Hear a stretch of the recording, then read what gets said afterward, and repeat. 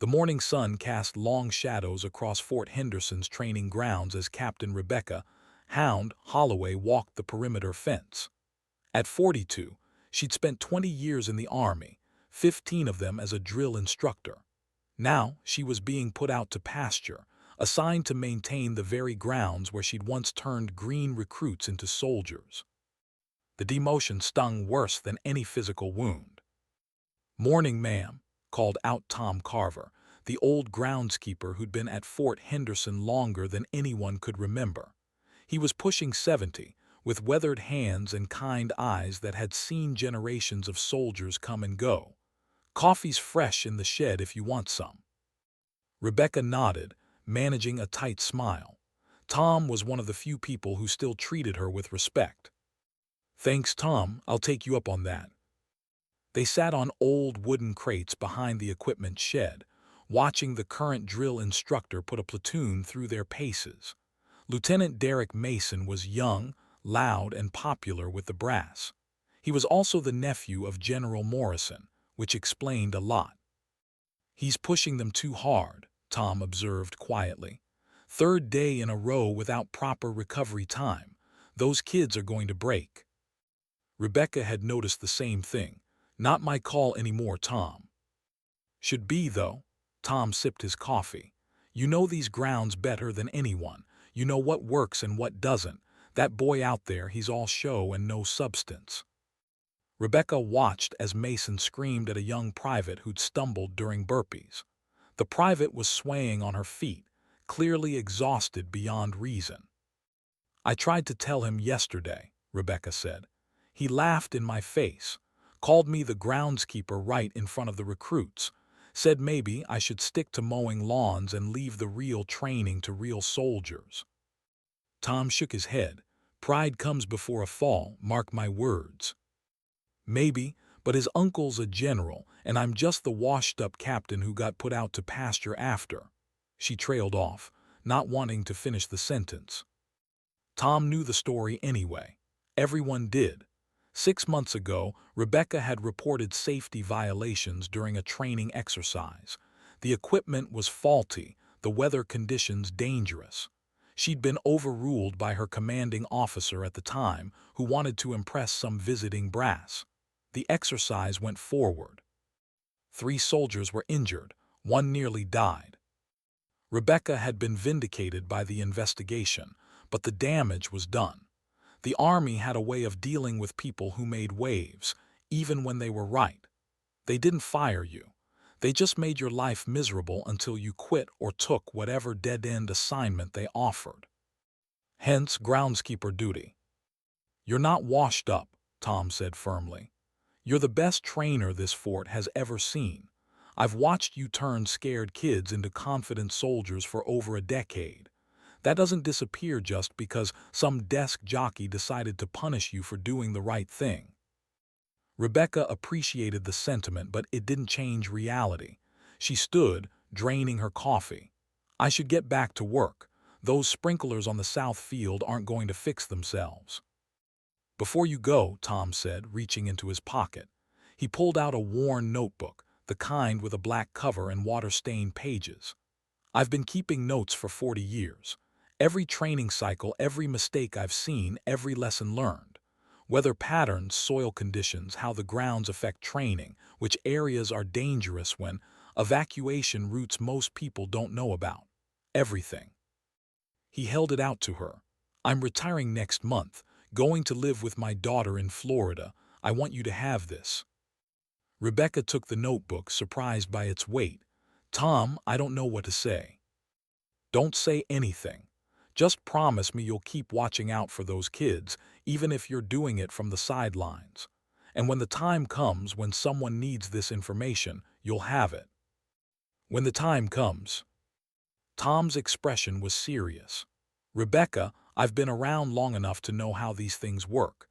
That Lieutenant Mason, he's going to make a mistake, a big one, and when he does, those recruits are going to need someone who knows what they're doing, someone who actually cares about keeping them safe." Rebecca wanted to argue, but she couldn't. She'd seen the same signs Tom had. Mason was reckless, overconfident and protected by nepotism. It was only a matter of time. "I'll keep it safe," she promised. The rest of the day passed in monotonous routine. Rebecca fixed sprinklers, trimmed hedges, and tried to ignore the sounds of training happening without her.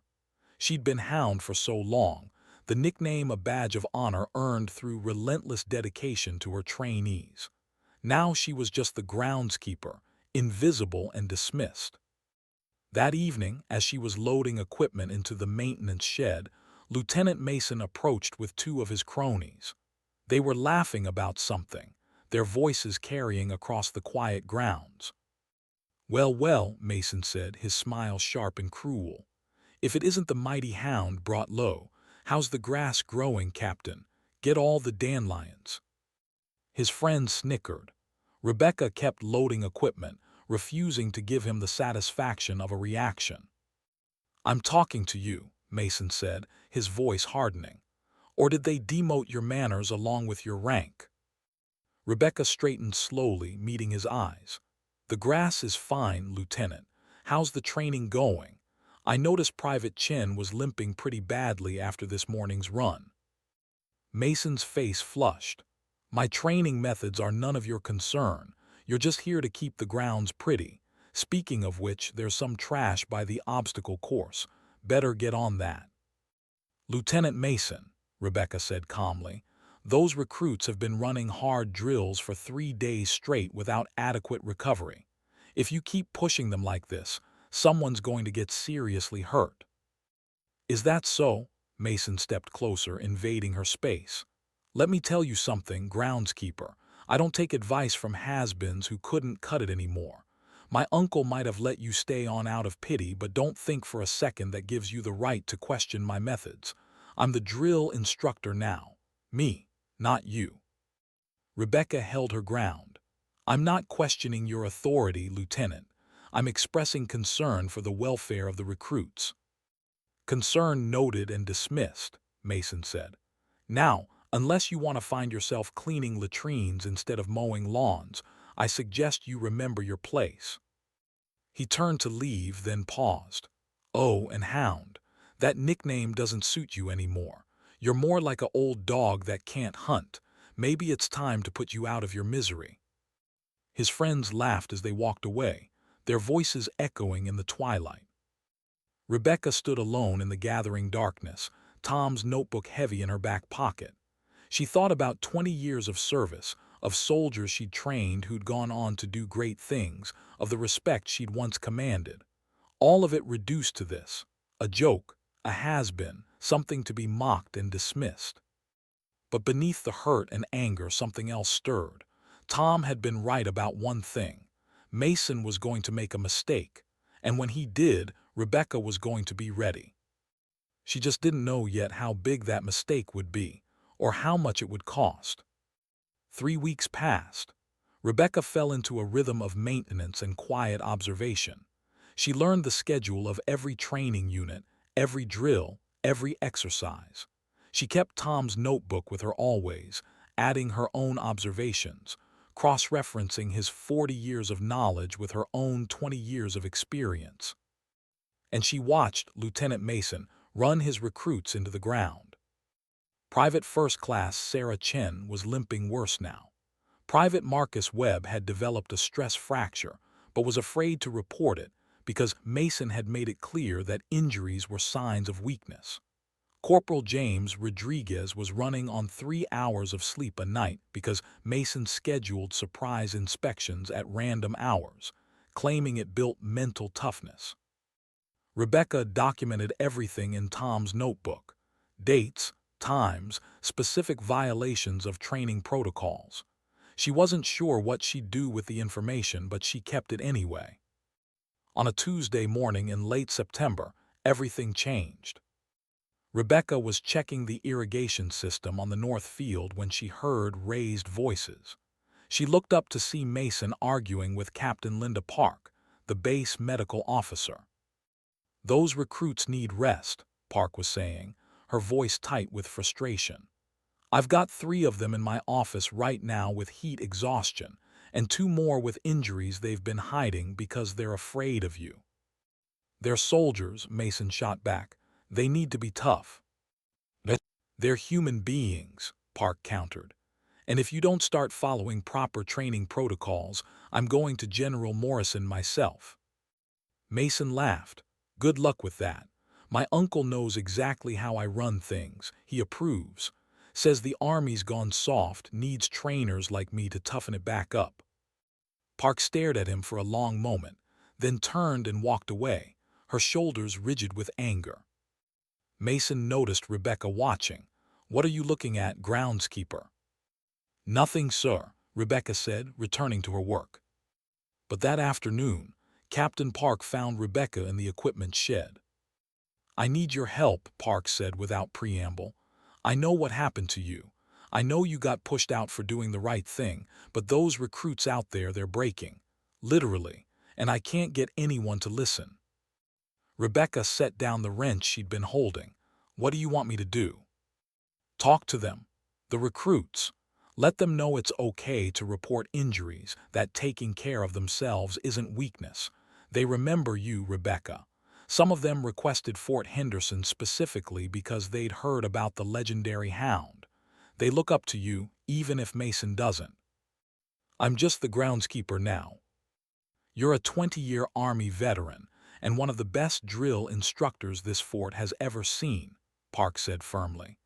"That doesn't go away because some political games pushed you into a different role." Rebecca thought about Tom's words, about being ready when the time came. Maybe this was part of it. "Okay," she said, "I'll try." She started small. A word of encouragement here, a bit of advice there. When Private Chen was limping past the maintenance shed, Rebecca called her over and showed her some stretches that might help. When Private Webb was struggling with his gear, Rebecca quietly adjusted it for him and recommended he see Captain Park about his foot. The recruits responded. Word spread that Captain Holloway, the real Hound, was still around and still cared. They started finding excuses to pass by the maintenance shed, to ask questions, to seek advice. Mason noticed. "I thought I told you to stay out of my training," he confronted Rebecca one morning, his face red with anger. "But here you are, undermining me at every turn." "I'm not undermining you, Lieutenant. I'm helping soldiers with basic maintenance and wellness. That's well within my duties." "Your duties are to maintain the grounds, not to question my authority with my recruits." "I haven't questioned your authority. I've helped soldiers adjust equipment and recommended they seek medical attention when needed. If that threatens your authority, maybe you should examine why." It was the wrong thing to say. Rebecca knew it the moment the words left her mouth, but she was tired of biting her tongue, tired of watching good soldiers suffer under incompetent leadership. Mason's eyes narrowed. "You know what your problem is, Hound. You can't accept that your time is over. You had your run, and it ended. Now you're just bitter and jealous that someone younger and better is doing your old job." "My problem," Rebecca said quietly, "is that I care more about the soldiers than about my ego. Can you say the same?" Mason stepped close, his voice dropping to a harsh whisper. "This is your last warning. Stay away from my recruits, stay out of my training, and keep your mouth shut, or I will make sure you're not just demoted. I'll make sure you're dishonorably discharged. My uncle can make that happen." He walked away, leaving Rebecca alone with her anger and frustration. That night, unable to sleep, Rebecca sat in her small base apartment and read through Tom's notebook again. She found an entry from 15 years ago, written in Tom's careful handwriting. September 15th. Captain Holloway ran her recruits through the obstacle course today. Toughest trainer I've ever seen, but also the fairest. She pushed them hard, but she knew when to pull back. She knew the difference between building strength and breaking spirits. After the run, I saw her staying late, going over performance with each recruit individually, finding ways to help them improve. That's leadership. Real leadership isn't about making yourself look good. It's about making your people better. Rebecca closed the notebook, her eyes burning with unshed tears. She'd lost so much. Her position, her respect, her identity as Hound. But she hadn't lost what mattered most: her commitment to the soldiers, her understanding of what real leadership meant. The question was, what could she do about it now? The answer came 2 days later in the form of a notice posted on the base bulletin board. Fort Henderson would be hosting a special training exercise in 2 weeks. Units from across the region would be participating, including some active combat units rotating back from overseas. It was a big deal, a chance for the fort to showcase its training program. And Lieutenant Mason would be leading it. Rebecca studied the notice, her mind racing. She knew these grounds better than anyone. She knew what worked and what didn't, where the dangers were, how weather affected conditions. She thought about Tom's notebook, about all the accumulated knowledge and wisdom contained in those water-stained pages. She thought about the recruits, young men and women who deserved better than what they were getting. And she made a decision. If Mason was going to make his big mistake, it would be during this exercise. And when he did, Rebecca was going to make sure she was ready to step in, ready to protect those soldiers, ready to do what she'd always done best. The next 2 weeks were a careful dance. Rebecca maintained her duties as groundskeeper while quietly preparing for what she knew was coming. She walked every inch of the training course, checking Tom's notes against current conditions. The weather forecast called for rain on the day of the exercise, which would make several sections of the course dangerous. She tried one last time to warn Mason.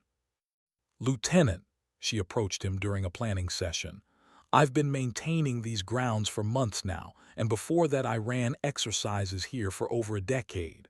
The course you've laid out has some problems, especially if it rains."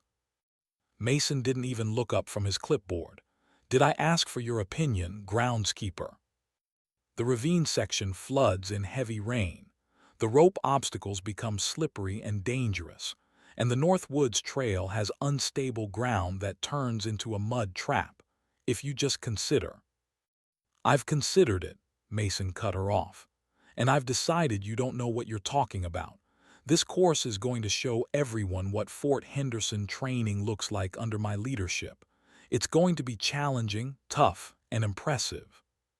It's going to be dangerous." Now Mason did look up, his expression cold. "You know what's dangerous, Hound? Cowardice, weakness, making soldiers soft by coddling them. That's what you did, and that's why you're not in charge anymore. Now get out of my sight before I have you removed from the base entirely." Rebecca left, but not defeated. She spent the evening going through Tom's notebook one more time, marking critical sections, preparing for every contingency she could think of. The morning of the exercise dawned gray and threatening. By 9 a.m., a light rain had started. By 10, it was a steady downpour. Rebecca stood near the equipment shed, ostensibly checking gear, but really monitoring the situation. Over 200 soldiers were participating in the exercise, including several units of experienced combat veterans who'd been sent to Fort Henderson for evaluation and certification. Among them was a special operations unit fresh from deployment. Mason, determined to make his mark, refused to postpone despite the weather. "Soldiers don't get to choose when they fight," he announced to the assembled troops. "Rain, shine, snow, or hell itself, you push through. That's what separates the weak from the warriors." Rebecca watched the recruits' faces. They were scared but trying to hide it. The veterans looked skeptical but resigned. The exercise began. For the first hour, everything went according to plan. The soldiers moved through the initial obstacles, struggled but managed. Rebecca tracked their progress, her worry growing with each passing minute. The rain was getting harder, not lighter. Then the radio crackled. It was Captain Park, stationed at the medical checkpoint. "We've got a soldier down at Obstacle 7. Possible broken ankle from a slip on the rope traverse." Mason's voice came back, irritated. "Send a team to extract and continue the exercise." "Lieutenant, the conditions are deteriorating. We should consider." "Continue the exercise, Captain. That's an order." Rebecca made her way closer to the command post, where Mason was orchestrating things from under a covered pavilion. General Morrison had arrived to observe, along with several other high-ranking officers.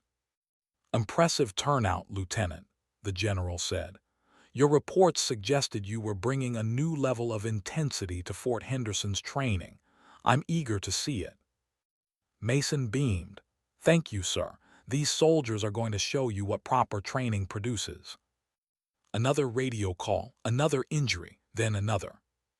Captain Park's voice was urgent now. "Lieutenant Mason, I'm calling this. We have multiple injuries, the course is becoming unsafe, and—" "The course is fine, Captain. Soldiers are just soft. Keep them moving." Rebecca couldn't stay silent anymore. "Lieutenant, she's right. I've maintained these grounds long enough to know that in these conditions—" "Nobody asked you, Groundskeeper," Mason snapped. Then, aware of the general's presence, he added with false politeness, "Captain Holloway's been handling maintenance, sir, but she's not involved in training decisions anymore." The general glanced at Rebecca with vague recognition, then dismissed her, turning back to watch the exercise. Rebecca felt the old familiar rage building, but she forced it down. Anger wouldn't help. She needed to stay calm, stay ready. The radio crackled again, but this time the voice was different, panicked. "Command, this is Sergeant Williams, Special Ops Unit 7. We've got a major problem at the ravine crossing. The water's risen, the bridge is unstable, and we've got soldiers stranded on both sides. Request immediate assistance and permission to abort this section." Now even General Morrison looked concerned. "Derek, what's the status on the ravine?" Mason's confidence flickered for the first time. It should be fine, sir. The bridge is rated for these conditions." "In dry weather," Rebecca said quietly. "In rain like this, that ravine becomes a torrent. The bridge isn't designed for it." Mason whirled on her. "You don't know what you're talking about." "I know these grounds better than anyone here," Rebecca said, her voice steady. "And I know that bridge is about to fail." As if on cue, a new voice came over the radio, young and terrified. "Command, the bridge is going. We've got soldiers in the water. I repeat, soldiers in the water." The command post erupted in chaos. General Morrison was barking orders. Officers were scrambling for maps. Mason was frozen in place, his face white. Rebecca didn't hesitate. She grabbed the radio from the nearest officer. "This is Captain Holloway. All units, this is an emergency. Cease the exercise immediately. Units near the ravine, do not attempt to cross. Sergeant Williams, what's your exact position?" "Captain Holloway," Williams' voice came back, surprised but relieved. "Ma'am, we're on the south bank of the ravine, about 50 meters east of the main bridge. We've got 3 soldiers in the water being swept downstream. The current's too strong for a direct rescue." Rebecca's mind raced, pulling up every detail from Tom's notebook, every inch of ground she'd walked in the past months. "There's a natural dam formation about 200 meters downstream," she said. "The water pools there before draining through a narrow channel. If your soldiers can stay afloat that long, they'll be slowed enough for extraction. But you need to get a team to that position now." "How do you know?" "Trust me, Sergeant. I know these grounds. Take your team through the North Woods Trail. There's a deer path that cuts through. It's muddy but passable. You'll reach the dam point in under 5 minutes if you move fast." "Copy that, ma'am. Moving now." Rebecca turned to find everyone in the command post staring at her. General Morrison stepped forward. "Captain Holloway, I'm putting you in command of this rescue operation. Lieutenant Mason, you will assist Captain Holloway with whatever she needs." Mason looked like he'd been slapped, but he nodded mutely. Rebecca didn't waste time on victory or vindication. There were soldiers in danger. "I need medical teams positioned at 3 points," she said, pulling out Tom's notebook and spreading it on the command table. "Here, here, and here. These are the most likely extraction points based on water flow patterns. I need all units currently on the course to hold position and await instructions. No one else moves until we've secured the ravine situation." She looked up at Mason. "Lieutenant, I need you to coordinate communications with all units. Keep them calm, keep them informed. Can you do that?" It was a lifeline, a way to save face while getting him out of the way.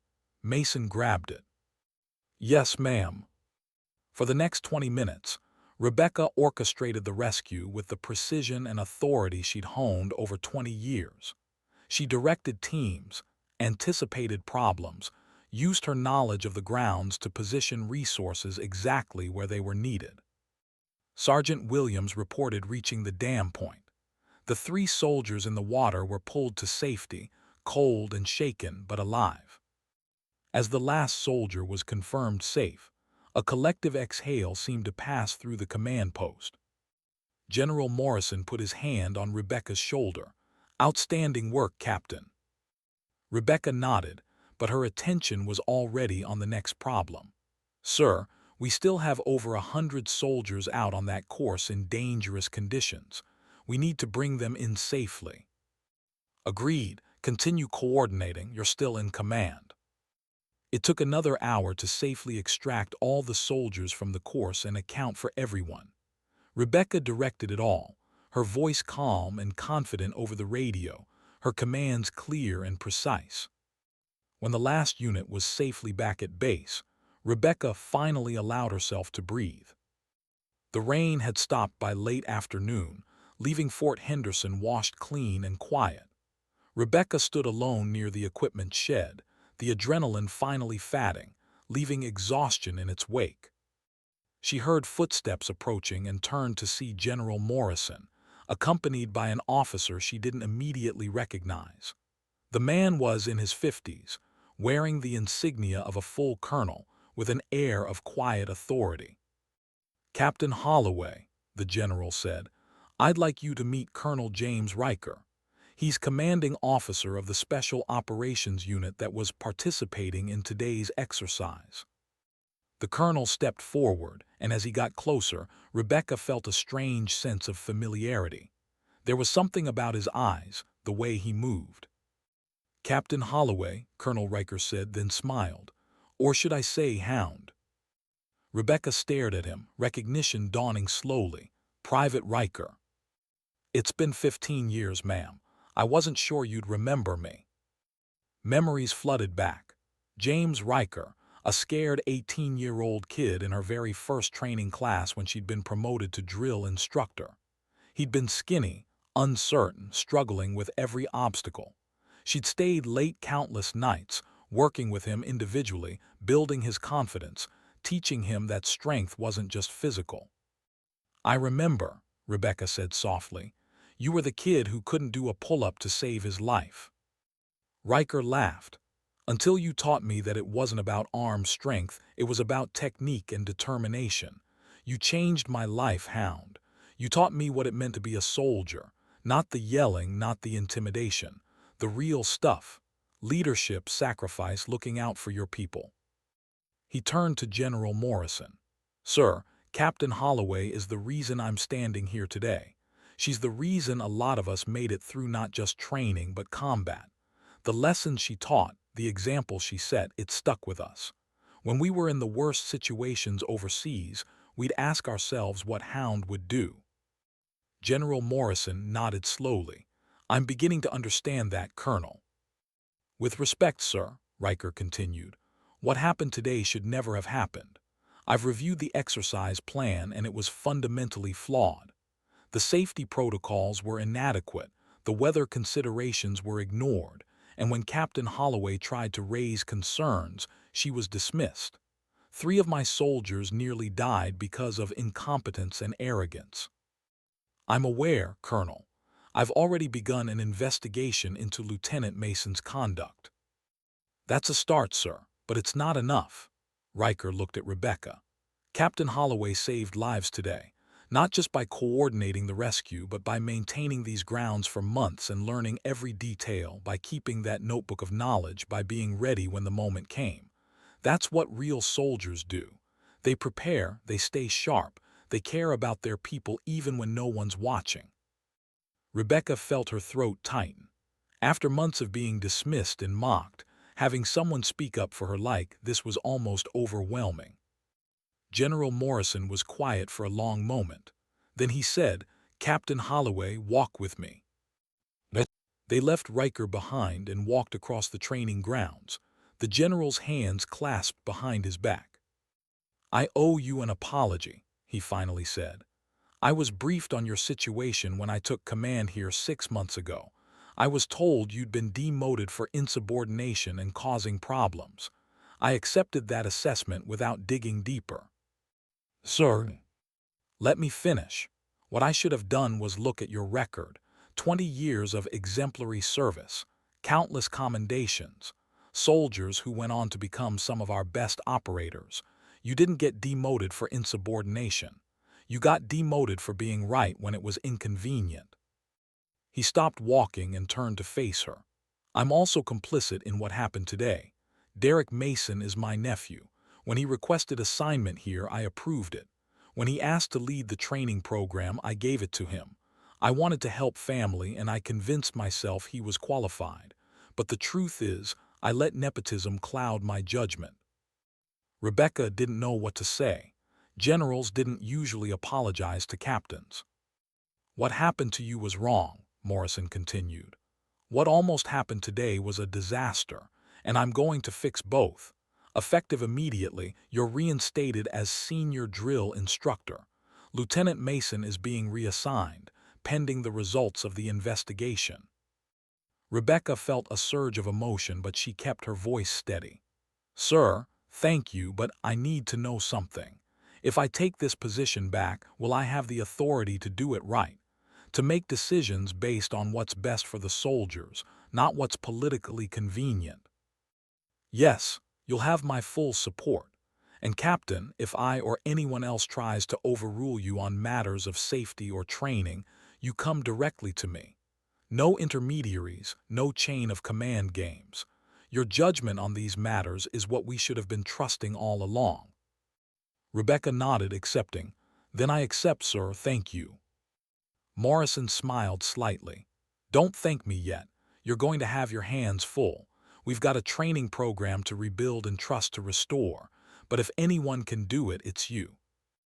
That evening, word spread quickly through the base. Captain Holloway was back as drill instructor. The legendary Hound was returning. Rebecca found herself in the maintenance shed one last time, packing up her tools. She carefully placed Tom's notebook in her bag. She'd be keeping it in her office now, a reminder of where she'd been and what she'd learned. Captain Park appeared in the doorway. "I heard the news. Congratulations." "Thank you, Linda, for speaking up, for caring about the soldiers. It mattered." Park smiled. "We look out for each other. That's what good officers do." As Park left, Sergeant Williams approached, several other members of the Special Operations Unit with him. "Ma'am," Williams said, "we just wanted to say thank you. What you did today, the way you handled the situation, that was exceptional." "Just doing my job, Sergeant." "With respect, ma'am, it was more than that. You could have stayed silent, stayed safe. Instead, you risked everything to speak up. That takes guts." One of the other soldiers, a young woman with a familiar last name on her uniform, stepped forward. "Captain Holloway, I'm Corporal Emily Chen. Private Sarah Chen is my little sister. She talks about you all the time, about how you helped her when she was struggling, even though you weren't her drill instructor anymore. That meant everything to her." Rebecca felt her carefully maintained composure crack slightly. "Your sister's a good soldier. She's going to do great things. Because of people like you, ma'am." After they left, Rebecca stood alone in the shed, looking out at the training grounds in the fading light. Tomorrow, she'd start the real work, rebuilding the program, earning back the trust of soldiers who'd seen their training leadership collapse, creating something better than what had been there before. It would be hard. There would be challenges, politics to navigate, people who resented her return, but she was ready. She thought about the past months, the humiliation, the anger, the sense of lost identity. She'd been stripped of her role, her rank might as well have meant nothing, her nickname turned into a mockery. But she'd also learned something in that time. Being Hound wasn't about the title or the position. It was about who she was at her core. A soldier who cared about other soldiers. A leader who put people before ego. Someone who stayed ready, stayed sharp, stayed true to what mattered even when no one was watching. The position had been taken away and now given back. But the person she was, that had never changed. Rebecca picked up her bag and walked toward her office, the real one this time, passing the training grounds where tomorrow she'd begin again. A figure stepped out of the shadows near the obstacle course. It was Colonel Riker. "Hound," he said, and the old nickname sounded right again, respectful and earned. "I wanted to thank you one more time, not just for today but for 15 years ago. You saw potential in a scared kid when no one else did. You taught me that being a soldier wasn't about being the toughest or the loudest. It was about being the best version of yourself and helping others do the same." Rebecca smiled. "You made that happen, James. I just pointed you in the right direction." "You did more than that. You gave me a standard to live up to." He paused, then said, "The troops are already talking, you know, saying the real Hound is back, saying they can't wait to train under you again. You've got a reputation to live up to."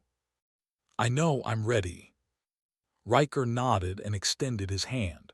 "Then welcome back to the fight, ma'am. Fort Henderson is lucky to have you." They shook hands, and as Riker walked away, Rebecca stood for a moment in the gathering darkness, feeling something she hadn't felt in a long time. Peace. Not because everything was perfect or because all wrongs had been righted, but because she knew who she was and what she stood for. She'd been tested in ways she never expected, stripped down to nothing, and she'd found that the core of who she was remained. Tomorrow would bring new challenges. There would be soldiers to train, programs to rebuild, trust to earn. There would be people who resented her return, politics to navigate, battles to fight. But tonight, Rebecca Holloway, Captain, United States Army, the soldier they called Hound, stood on the training grounds she loved and knew she was exactly where she belonged. The old groundskeeper's advice, the wisdom in that worn notebook, had been dismissed by those who thought they knew better. But in the end, knowledge earned through experience, dedication that never wavered, and commitment to doing what was right had proven their worth. The colonel had landed and said those words, "Hound, you trained me." And in saying them, he'd reminded everyone what real leadership looked like. Rebecca walked to her office, ready to begin again, carrying with her the lessons of the past and the promise of the future.